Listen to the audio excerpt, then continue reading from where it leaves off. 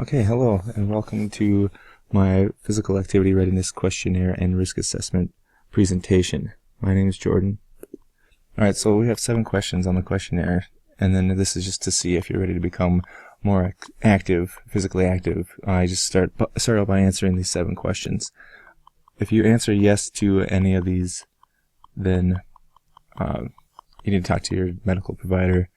Don't be afraid, because you'll still be able to do the activity you want. You just might need to start out a little slower. If you answer no to all of them, then you're perfectly ready to start becoming much more physically active. We can do the fitness appraisal, and optional to make sure that you get your blood pressure checked. Alright, so the physical activity readiness questionnaire is for risk. After we have the questions answered, we can now know what level our client is at. If they did talk to a doctor, we can also use that medical information from him as well to decide and see what risk level they're going to be. Alright, so there's 3 risk categories. We have low risk, moderate risk, high risk. Low risk, it's not necessary for any kind of medical examination or any medical provider to be there at the test.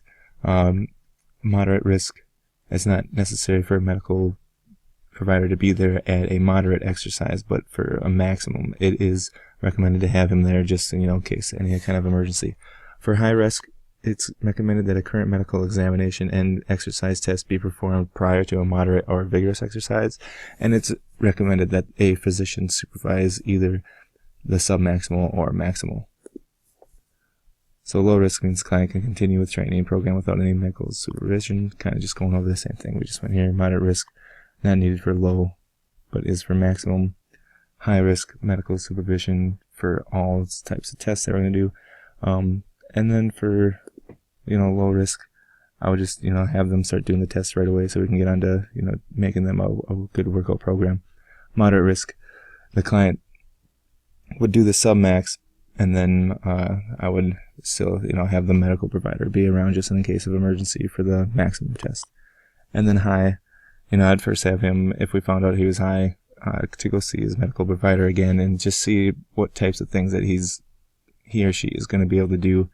And then after they're cleared, I would then have, let's do the submaximal, and then have the provider to be with, just in case, like I said, in case there's anything that went wrong that he would be there for there.